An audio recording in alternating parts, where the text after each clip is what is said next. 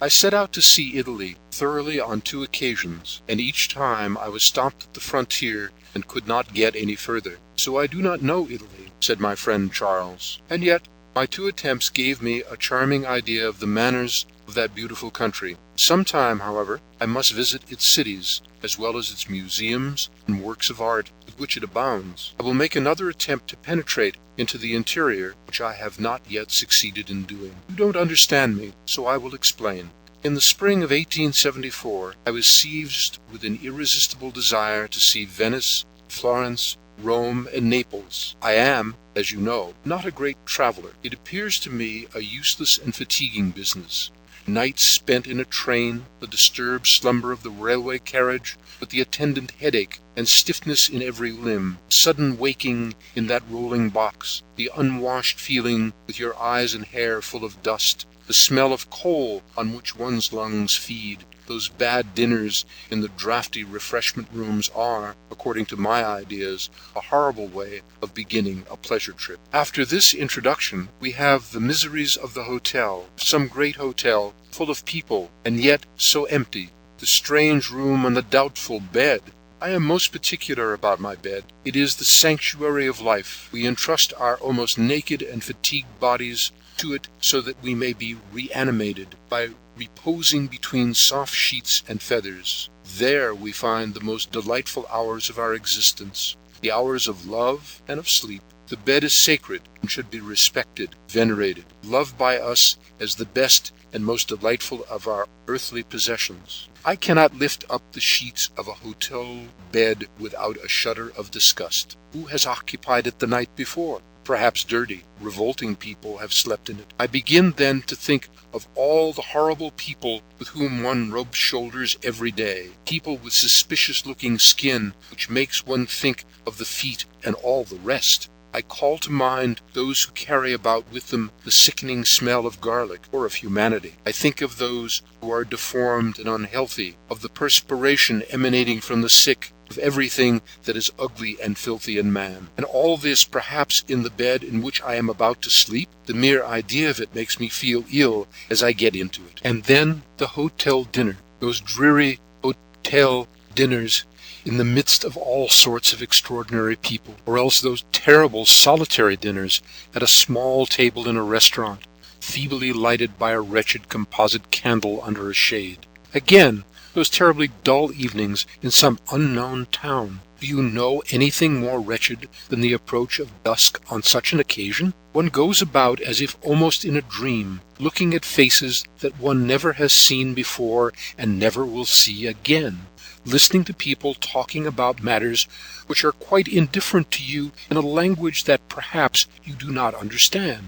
You have a terrible feeling, almost as if you were lost, and you continue to walk on so as not to be obliged to return to the hotel, where you will feel more lost still because you are at home, in a home which belongs to anyone who can pay for it, and at last you sink into a chair in some well-lit cafe whose gilding and lights oppress you 1,000 times more than the shadows in the streets, and you feel so abominably alone in front of the glass of flat bock beer that a kind of madness seizes you, the longing to go somewhere or other, no matter where, as long as you need not return in front of the marble table amid the dazzling lights.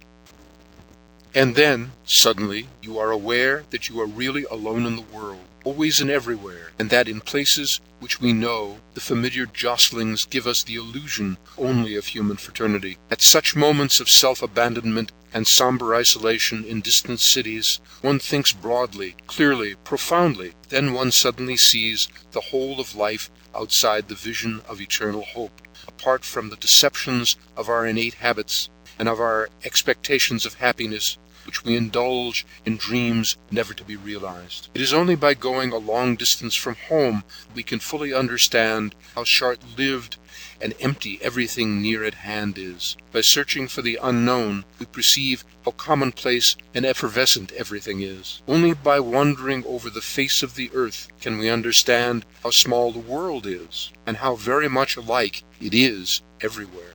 How well I know, and how I hate and almost fear those haphazard walks through unknown streets. And this is the reason why, as nothing would induce me to undertake a tour of Italy by myself, I made up my mind to accompany my friend Paul. You know Paul, and how he idolizes women. To him, the earth is habitable only because they are there. The sun gives light and is warm because it shines upon them. The air is soft and balmy because it blows upon their skin and ruffles the soft hair on their temples. And the moon is charming because it makes them dream and imparts a languorous charm to love. Every act and action of Paul's has woman for its motive. All his thoughts, all his efforts and hopes are centered in them.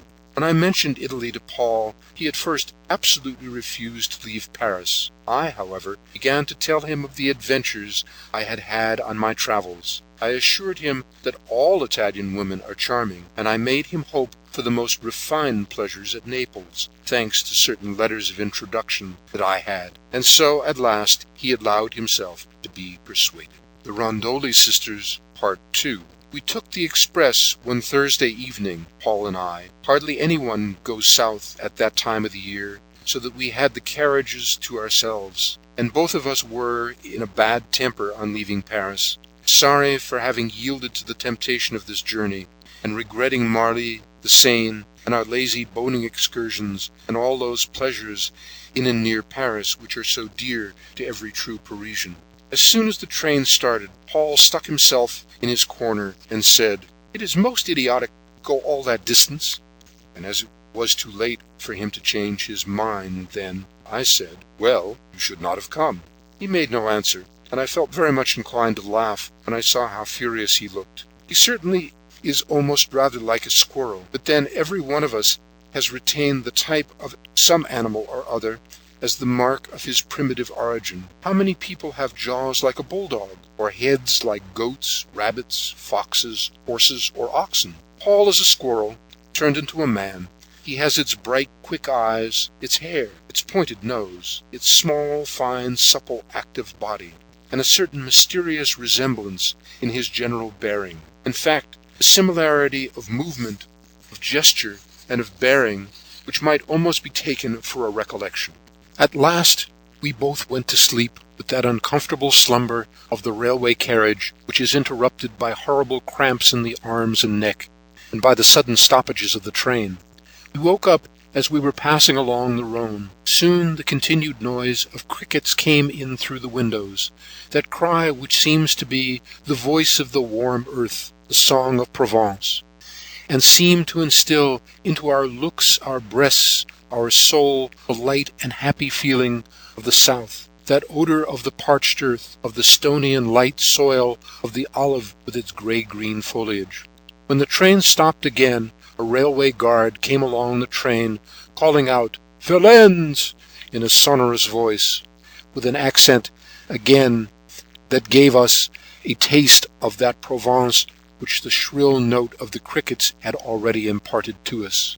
Nothing fresh happened till we got to Marseilles, where we alighted for breakfast. When we returned to our carriage, we found a woman installed there. Paul, with a delighted glance at me, gave his short mustache a mechanical twirl, and passed his fingers through his hair, which had become slightly out of order with the night's journey. Then he sat down opposite the newcomer. Whenever I happened to see a striking face, either in traveling or in society, I always have the strongest inclination to find out what character, mind, and intellectual capacities are beneath those features. She was a young and pretty woman, certainly a native of the south of France, with splendid eyes, beautiful wavy hair, which was so thick and long that it seemed almost too heavy for her head. She was dressed with a certain southern bad taste, which made her look a little vulgar. Her regular features had none of the grace and finish of the refined races, of that slight delicacy which members of the aristocracy inherit from their birth, and which is the hereditary mark of thinner blood.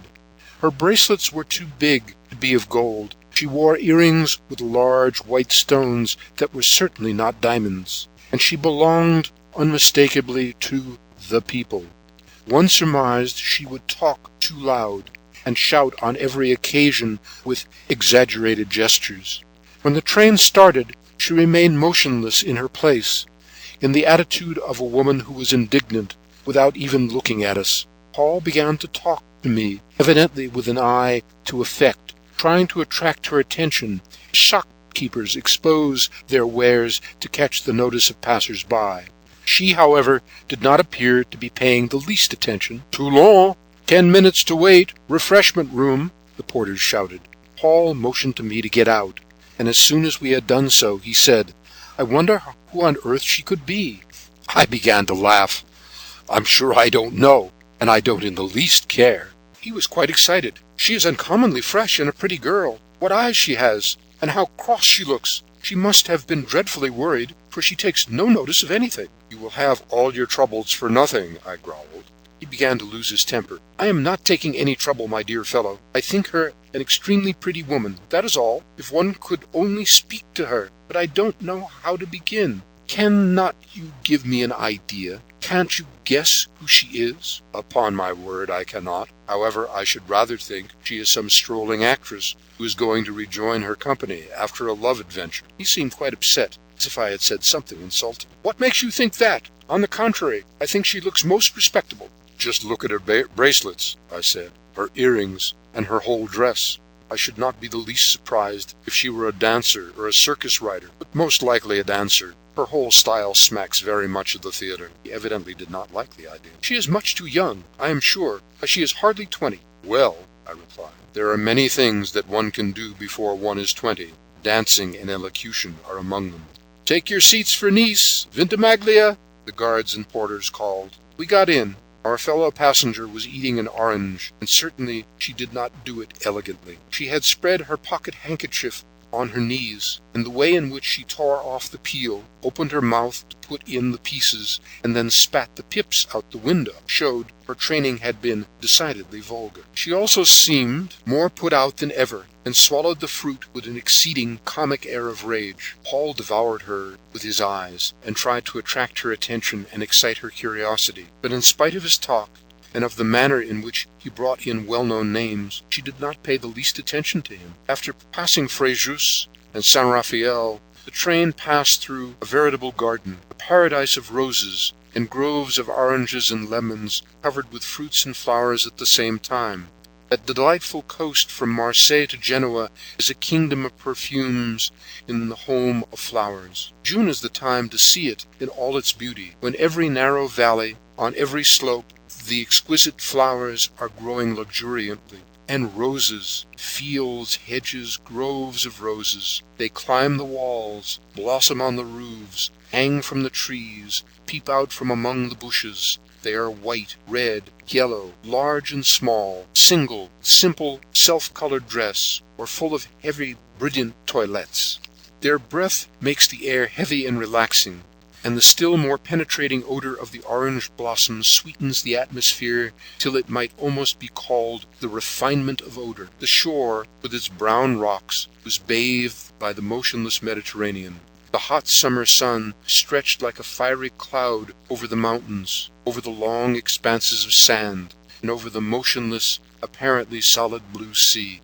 The train went on through the tunnels, along the slopes, above the water, on straight wall-like viaducts, and on a soft, vague, saltish smell, a smell of drying seaweed, mingled at times with the strong, heavy perfume of the flowers. But Paul neither saw, looked at, nor smelled anything, for our fellow traveler engrossed all his attention. When we reached Caen, as we wished to speak to me, he signed me to get out, and as soon as I did so, he took me by the arm. "Do you know, she is really charming. Just look at her eyes, and I never saw anything like her hair." "Don't excite yourself," I replied, "or else address her, if you have any intentions that way. She does not look unapproachable, I fancy, although she appears to be a little bit grumpy." "Why don't you speak to her?" he said. "I don't know what to say, for I am always terribly stupid at first. I can never make advances to a woman in the street. I follow them, go round and round them, and quite close to them, but never know what to say at first. I only tried to enter into conversation with a woman in that way. I promised Paul to do all I could to bring about a conversation, and when we had taken our place again, I politely asked our neighbor, "Have you any objection to the smell of tobacco, madam?" She merely replied, "Non capisco." So, she's an Italian. I felt an absurd inclination to laugh, as Paul did not understand a word of that language. I was obliged to act as his interpreter. So I said in Italian, "I asked you, madam, whether you had any objection to tobacco smoke." With an angry look, she replied, "Che me fa." She had neither turned her head nor looked at me, and I really did not know whether to take this "What do I care?" for an authorization, a refusal, a sign of indifference, or for a mere "let me alone." "Madam," I replied, "if you mind the smell of tobacco in the least," she again said, "Mica," in a tone which seemed to mean, "I wish to goodness you would leave me alone." It was, however, a kind of permission, so I said to Paul, "You may smoke." He looked at me in that curious sort of way that people have when they try to understand others who are talking in a strange language before them, and asked me, "What did you say to her?" I asked whether we might smoke, and she said we might do whatever we liked. Whereupon I lit my cigar. Did she say anything more? If you had counted her words, you would have noticed she used exactly 6, 2 of which gave me to understand that she knew no French. So 4 remained, and much can be said in 4 words. Paul seemed quite unhappy, disappointed, and at sea, so to speak. But suddenly the Italian asked me, in that tone of discontent which seemed habitual to her, "Do you know what time we shall get to Genoa?" "At 11 o'clock," I replied. Then after a moment I went on, "My friend and I are also going to Genoa, and if we can be of any service to you, we shall be very happy, as you are quite alone." But she interrupted with such a "Mica" that I did not venture another word. "What did she say?" asked Paul. "She said she thought you were charming." But he was in no humor for joking, and begged me dryly not to make fun of him. So I translated her question and my polite offer, which had been so rudely rejected. Then he became as restless as a caged squirrel. "If we only knew," he said, "what hotel she was going to, we could go to the same, try to find out, and so as to have another opportunity to make her talk." It was not particularly easy, and I did not know what pretext to invent, desirous as I was to make the acquaintance of this unapproachable person. We passed Nice, Monaco, Mentone, and the train stopped at the frontier for the examination of luggage. Although I hate those ill-bred people who breakfast and dine in railway carriages, I went and bought a quantity of good things to make one last attack on her by their means. I felt sure that this girl must, ordinarily, be by no means inaccessible. Something had put her out and made her irritable, but very little would suffice, a mere word or some agreeable offer, to decide her and vanquish her. We started again, and we 3 were still alone. I spread my edibles on the seat. I cut up the fowl, put the slices of ham neatly on a piece of paper, and then carefully laid out our dessert, strawberries, plums, cherries, and cakes, close to the girl. When she saw that we were about to eat, she took a piece of chocolate and 2 little crisp cakes out of her pocket and began to munch on them. "Ask her to have some of ours," Paul said in a whisper. "That is exactly what I wish to do. It is rather a difficult matter." As she, however, glanced from time to time at our provisions, I felt sure that she would still be hungry when she finished what she had with her. So, as soon as her frugal meal was over, I said to her, "It would be very kind of you if you would take some of this fruit." Again she said, "Mica," but less crossly than before. "Well then," I said, "may I offer you a little wine? I see you have not drunk anything. It is Italian wine, and as we are now in your own country, we should be very pleased to see such a pretty Italian mouth accept the offer of its French neighbors." She shook her head slightly, evidently wishing to refuse, but very desirous of accepting, and her Mica this time was almost polite. I took the flask, which was covered with straw in the Italian fashion, and filled the glass. I offered it to her. "Please drink it," I said, "to bid us welcome to your country." She took the glass with her usual look and emptied it in a draught, like a woman consumed with thirst, and then gave it back to me without even saying thank you. I then offered her the cherries. "Please take some," I said. "I should be glad if you will." Out of her corner she looked at all the fruit spread beside her, and said so rapidly that I could scarcely follow her, "I do not care for cherries or plums, only for strawberries." I put a newspaper full of wild strawberries on her lap, and and she ate them quickly, tossing them into her mouth from some distance in a coquettish and charming manner. When she had finished the little red heap, which soon disappeared under the rapid action of her hands, I asked her, "What may I offer you now?" "I will take a little chicken," she replied. She certainly devoured half of it, tearing it to pieces with the rapid movements of her jaw like some carnivorous animal. Then she made up her mind to have some cherries, which she did not like, and then some plums, then some little cakes. Then she said, "I have had enough," and sat back in her corner. I was much amused, and tried to make her eat more, insisting, in fact, till she suddenly flew into a rage and flung a furious mica at me that I would not any longer run the risk of spoiling her digestion. I turned to my friend. "My poor Paul," I said, "I'm afraid we have had our trouble for nothing." The night came on, one of those hot summer nights which extend their warm shade over the burning and exhausted earth. Here and there, in the distance, by the sea, on capes and promontories, bright stars, which I was at times almost inclined to confound with lighthouses, began to shine on the dark horizon. The scent of the orange trees became more penetrating, and we breathed with delight, distending our lungs to inhale it more deeply. The balmy air, so soft, delicious, almost divine. Suddenly I noticed something like a shower of stars under the dense shade of the trees along the line, where it was quite dark. It might have been taken for drops of light, leaping, flying, playing and running among the leaves, or for small stars fallen from the sky in order to have an excursion on the earth. But they were only fireflies, dancing a strange fiery ballet in the perfumed air. One of them happened to come into our carriage and shed its intermittent light, which seemed to be extinguished one moment and to be burning the next. I covered the carriage lamp with its blue shade and watched the strange fly careening about its fiery flight. Suddenly it settled on the dark hair of our neighbor, who was half dozing after dinner. Paul seemed delighted, with his eyes fixed on the bright, sparkling spot, which seemed like a living jewel on the forehead of the sleeping woman. The Italian woke up about 11 o'clock, with the bright insect still in her hair. When I saw her move, I said, "We are just getting to Genoa, madam," and she murmured without answering me, as if possessed by some obstinate and embarrassing thought. What am I going to do, I wondered? And then suddenly she asked, "Would you like me to come with you?" I was so taken aback that I really did not understand her. "With us? How do you mean?" She repeated, looking more and more furious. "Would you like me to be your guide now, as soon as we get out of the train?" "I am quite willing, but where do you want to go?" She shrugged her shoulders with an air of supreme indifference. "Wherever you like. What does it matter to me?" She repeated her "che mi fa" twice. "But we are going to the hotel." "Very well, let us all go to the hotel," she said in a contemptuous voice. I turned to Paul and said, "She wishes to know whether we should like her to come with us." My friend's utter surprise restored my self-possession. He stammered, With us? Where to? What for? How?" "I don't know. She made this strange proposal to me in a most irritated voice. I told her that we were going to the hotel, and she said, 'Very well, let us all go there.' I suppose she is without a penny. Certainly she has a very strange way of making acquaintances."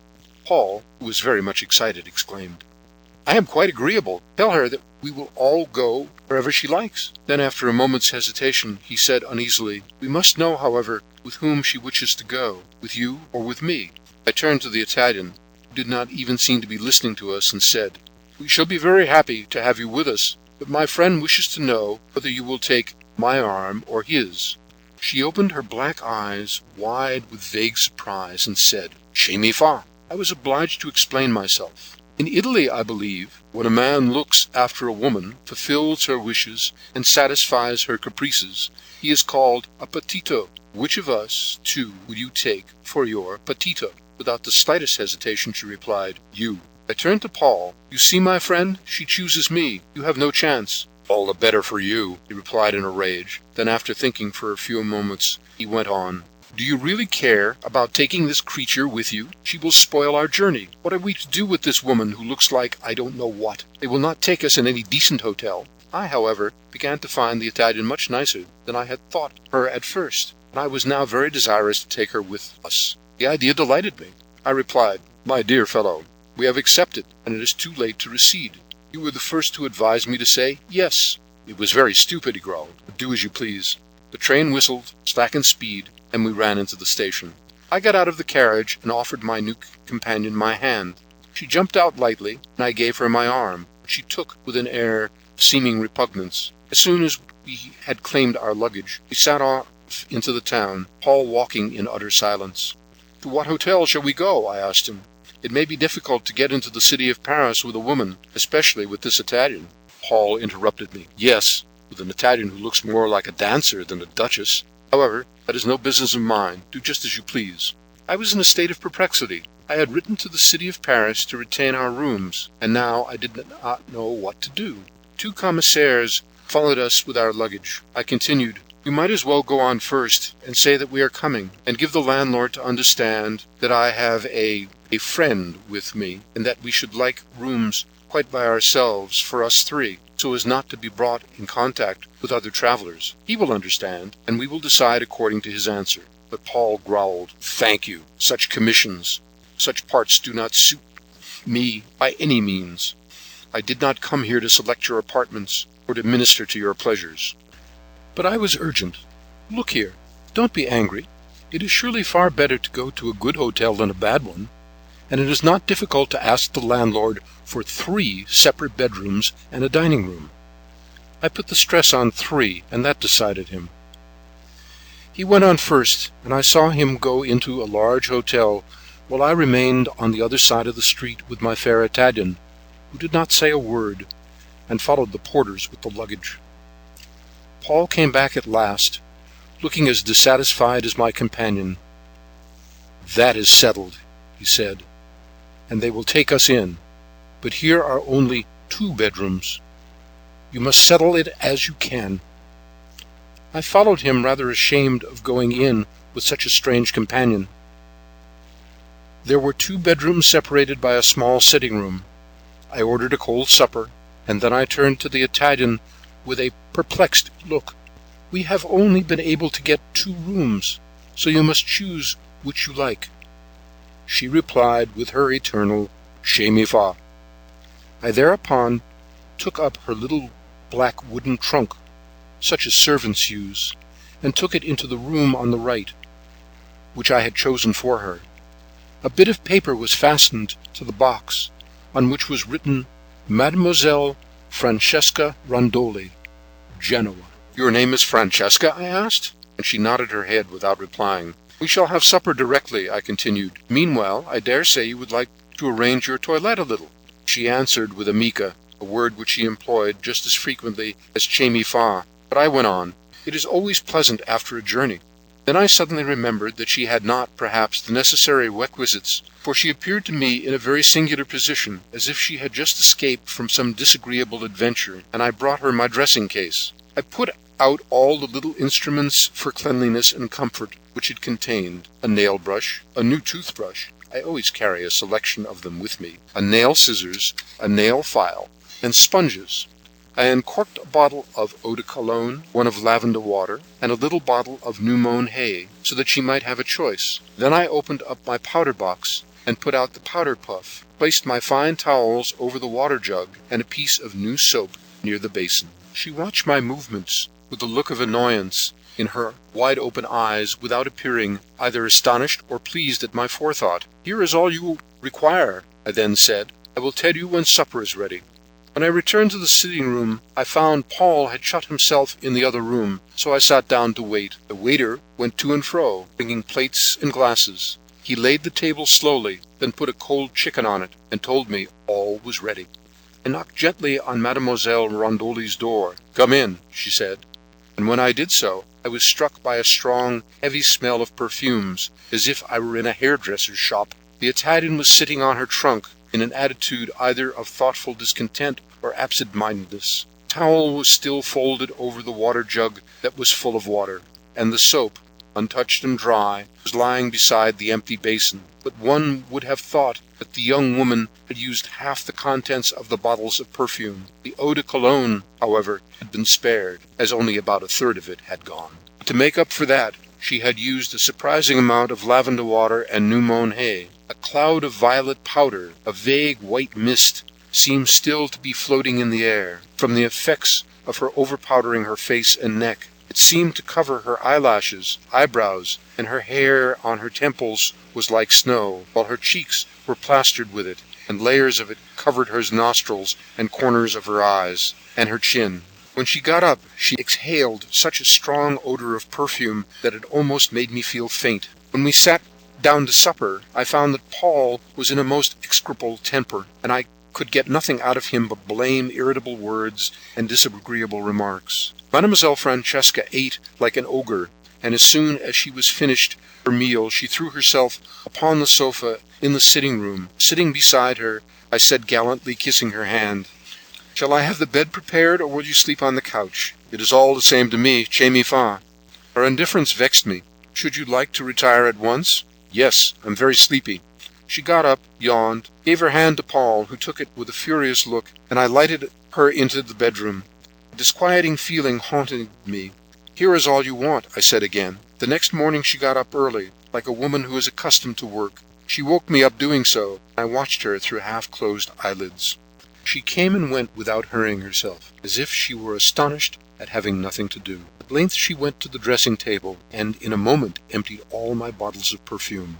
She certainly also used some water, but very little. When she was quite dressed, she sat down on her trunk again, and clasping one knee between her hands, she seemed to be thinking. At that moment, I pretended to first notice her, and said, "Good morning, Francesca." Without seeming at all in a better temper than the previous night, she murmured, "Good morning." When I asked her whether she had slept well, she nodded her head, and jumping out of bed, I went and kissed her. She turned her face toward me like a child who is being kissed against its will. But I took her tenderly in my arms and gently pressed my lips on her eyelids, which she closed with evident distaste under my kisses on her fresh cheek and full lips, which she turned away. "You do not seem to like being kissed," I said to her. "Mica," was her only answer. I sat down on the trunk by her side, and passing my arm through hers, I said, "Mica, Mica, Mica," in reply to everything. "I shall call you Mademoiselle Mica, I think." For the first time, I fancied I saw the shadow of a smile on her lips, but it passed so quickly that I may have been mistaken. "But if you never say anything but Mica, I shall not know what to do to please you. Let me see, what shall we do today?" She hesitated a moment, as if some fancy had flitted through her head, and then she said carelessly, "It is all the same to me, whatever you like." "Very well, Mademoiselle Mica, we will have a carriage and go for a drive." "As you please," she said. Paul was waiting for us in the dining room, looking as bored as third parties usually do in love affairs. I assumed a delighted air, and shook hands with him with triumphant energy. "What are you thinking of doing?" he asked. "First of all, we shall go and see a little of the town, and then we might get a carriage and take a drive into the neighborhood." We breakfasted almost in silence, and then set out. I dragged Francesca from palace to palace, and she either looked at nothing or merely glanced carelessly at various masterpieces. Paul followed us, growling all sorts of disagreeable things. Then we all three took a drive in silence into the country and returned to dinner. The next day, the same thing, and the next day again. And on the third, Paul said to me, "Look here, I'm going to leave you. I am not going to stop here for 3 weeks watching you make love to this creature." I was perplexed and annoyed, for to my great surprise I had become singularly attached to Francesca. A man is but weak and foolish, carried away by the merest trifle, and a coward every time his senses are excited or mastered. I clung to this unknown girl, silent and dissatisfied as she always was. I liked her somewhat ill-tempered face, the dissatisfied droop of her mouth, the weariness of her look. I liked her fatigued movements, the contemptuous way in which she let me kiss her, the very indifference of her caresses. A secret bond, that mysterious bond of physical love, which does not satisfy, bound me to her. I told Paul so quite frankly. He treated me as if I were a fool, and then said, "Very well, take her with you." But she obstinately refused to leave Genoa without giving any reason. I besought, I reasoned, I promised, and all was of no avail, and so I stayed on. Paul declared that he would go by himself, and went so far as to pack up his portmanteau, but he remained all the same. Thus a fortnight passed. Francesca was always silent and irritable, lived beside me rather than with me, responded to all my requirements and all my propositions with her perpetual che mi fa, or with her no less perpetual Mica. My friend became more and more furious, but my only answer was, "You can go if you are tired of staying. I am not detaining you." Then he called me names, overwhelmed me with reproaches, and exclaimed, Where do you think I can go now? We had 3 weeks at our disposal, and here is a fortnight gone. I cannot continue my journey now, and, in any case, I'm not going to Venice, Florence, and Rome all by myself, but you will pay for it, and more dearly than you think, most likely. You are not going to bring a man all the way from Paris in order to shut him up at a hotel in Genoa with an Italian adventuress. When I told him, very calmly, to return to Paris, he exclaimed that he intended to do so the very next day. The next day he was still there, still in a rage and swearing. By the time we began to know the streets through which we wandered from morning till night, sometimes French people would turn round astonished at meeting their fellow countrymen in the company of this girl with such a striking costume, who looked singularly out of place, not to say compromising, beside us. She used to walk along, leaning on my arm, without looking at anything. Why did she remain with me, with us, who seemed so little to amuse her? Who was she? Where did she come from? What was she doing? Had she any plan or idea? Where did she live? As an adventuress? By chance meetings? I tried in vain to find out and to explain it. The better I knew her, the more enigmatic she became. She seemed to be a girl of poor family who had been taken away, and then cast aside and lost. What did she think would become of her, or whom was she waiting for? She certainly did not appear to be trying to make a conquest of me, or to make any real profit out of me. I tried to question her, to speak to her of her childhood and family, but she never gave me an answer. I stayed with her, my heart unfettered, my senses enchained, never wearied of holding her in my arms, that proud and quarrelsome woman, captivated by my senses, or rather carried away, overcome by a youthful, healthy, powerful charm which emanated from her fragrant person and from the well-molded lines of her body. Another week passed, and the term of my journey was drawing on, for I had to be back in Paris by the 11th of July. By this time Paul had come to take his part in the adventure, though still grumbling at me, while I invented pleasures, distractions, and excursions to amuse Francesca and my friend, and in order to do this I gave myself a great amount of trouble. One day I proposed an excursion to Santa Margherita, that charming little town in the midst of gardens, hidden at the foot of a slope which stretches far into the sea up to the village of Portofino. We three walked along the excellent road which goes along the foot of the mountain. Suddenly Francesca said to me, "I shall not be able to go with you tomorrow. I must go and see some of my relatives." That was all. I did not ask her any questions, as I was quite sure she would not answer me. The next morning she got up very early. When she spoke to me, it was in a constrained and hesitating voice. "If I do not come back again, shall you come and fetch me?" "Most certainly I shall," was my reply. "Where shall I go to find you?" Then she explained, "You must go into the street Victor Emmanuel, down the Falcone Road and the side street San Raphael, and into the furniture shop in the building on the right at the end of a court, and there you must ask for Madame Rondoli. That is the place." And so she went away, leaving me rather astonished. When Paul saw that I was alone, he stammered out, "Where is Francesca?" And when I told him what had happened, he exclaimed, "My dear fellow, let us make use of our opportunity and bolt. As it is, our time is up. 2 days more or less make no difference. Let us go at once. Go and pack up your things. Off we go." But I refused. I could not, as I told him, leave the girl in that manner after such companionship for nearly 3 weeks. At any rate, I ought to say good-bye to her and make her accept a present. I certainly had no intention of behaving badly to her, but he would not listen. He pressed and worried me, and I would not give way. I remained indoors for several hours, expecting Francesca's return, but she did not come, and at last at dinner Paul said with a triumphant air, "She has flown, my dear fellow. It is certainly very strange." I must acknowledge that I was surprised and rather vexed. He laughed in my face and made fun of me. "It is not exactly a bad way of getting rid of you, though rather primitive. Just wait for me. I shall be back in a moment," they often say. "How long are you going to wait? I should not wonder if you were foolish enough to go and look for her at the address she gave you." "Does Madame Rondoli live here, please?" "No, monsieur." "I'll bet that you are longing to go there." "Not in the least," I protested. "And I assure you that if she does not come back tomorrow morning, I shall leave by the express at 8 o'clock. I shall have waited 24 hours, and that is enough. My conscience will be quite clear." I spent an uneasy and unpleasant evening, for I really had at heart a very tender feeling for her. I went to bed at 12 o'clock and hardly slept at all, and I got up at 6, called Paul, packed up my things, and 2 hours later we set out for France together.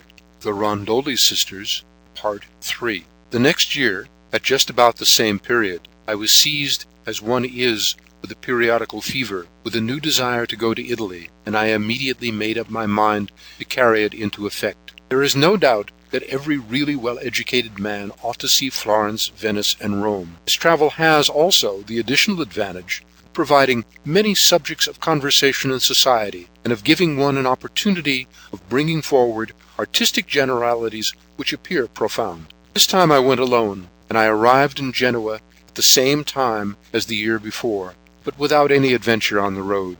I went to the same hotel, and actually happened to have the same room. I was hardly in bed when the recollection of Francesca, which, since the evening before, had been floating vaguely through my mind, haunted me with strange persistency.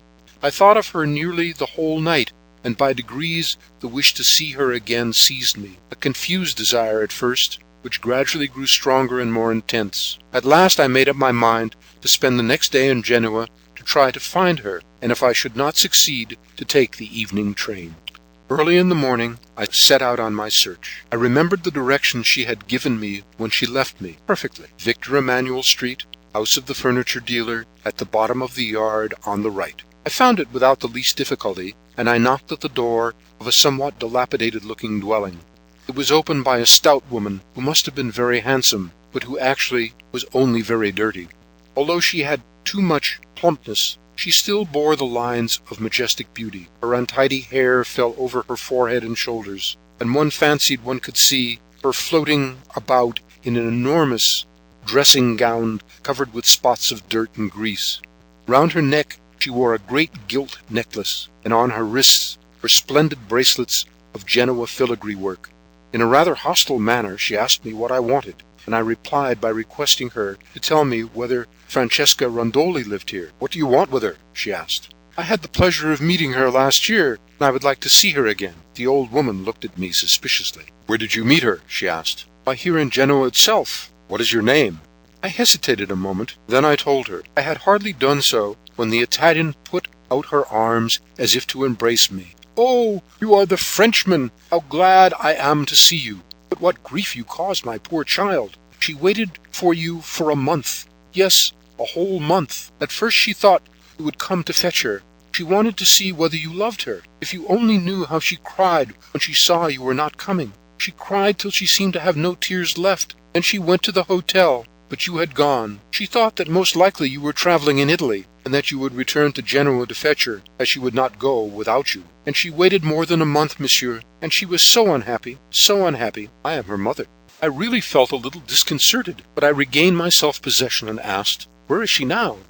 "She has gone to Paris with a painter, a delightful man who loves her very much, and who gives her everything she wants. Just look at what she sent me. They are very pretty, are they not?" And she showed me, with quite southern animation, her heavy bracelets and necklace. "I have also," she continued, "earrings with stones in them, and a silk dress and some rings, but I only wear them on grand occasions. Oh, she is very happy, monsieur, very happy. She will be so pleased when I tell her you have been here.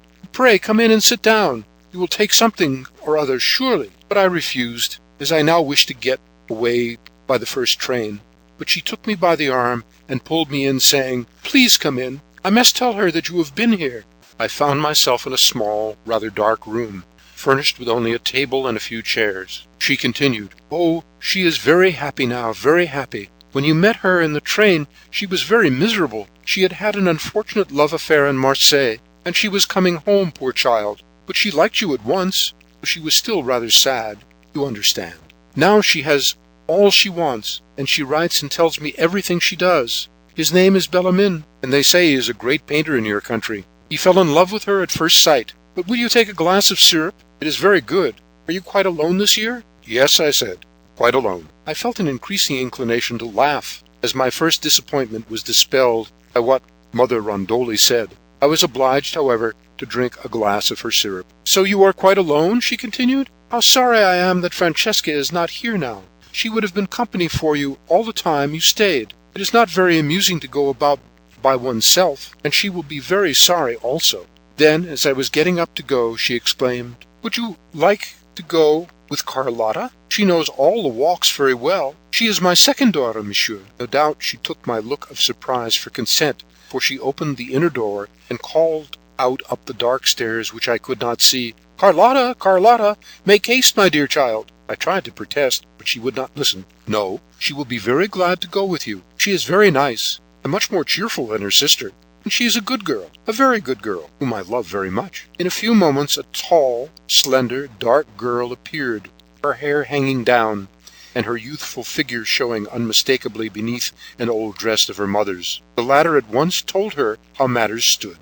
"This is Francesca's Frenchman, you know, the one whom she knew last year. He is quite alone, and has come to look for her, poor fellow. So I told him that you would go with him to keep him company." The girl looked at me with handsome dark eyes and said, smiling, "I have no objection if he wishes it." I could not possibly refuse, and merely said, "Of course, I should be very glad of your company." Her mother pushed her out. "Go and get dressed directly. Put on your blue dress and your hat with the flowers, and make haste." As soon as she had left the room, the old woman explained herself. "I have two others, but they are much younger. It costs a lot of money to bring up 4 children. Luckily, the eldest is off my hands at present." Then she told all about herself, about her husband who had been an employee of the railroad, but who was dead, and she expatiated on the good qualities of Carlotta, her second girl, who soon returned, dressed, as her sister had been, in a strikingly peculiar manner. Her mother examined her from head to foot, and after finding everything right, she said, "Now, my child, you can go." Then turning to the girl, she said, "Be sure you are back at 10 o'clock tonight. You know the door is locked then." The answer was, "All right, Mamma, don't alarm yourself." She took my arm, and we went wandering about the streets, just as I had wandered the previous year with her sister. We returned to the hotel for lunch, and then I took my new friend to Santa Margarita, just as I had taken her sister the previous year. During the whole fortnight which I had at my disposal, I took Carlotta to all the places of interest in and about Genoa. She gave me no cause to regret her sister. She cried when I left her, and the morning of my departure I gave her 4 bracelets for her mother, besides a substantial token of my affection for herself. One of these days I intend to return to Italy, and I cannot help remembering with a certain amount of uneasiness, mingled with hope, that Madame Rondoli has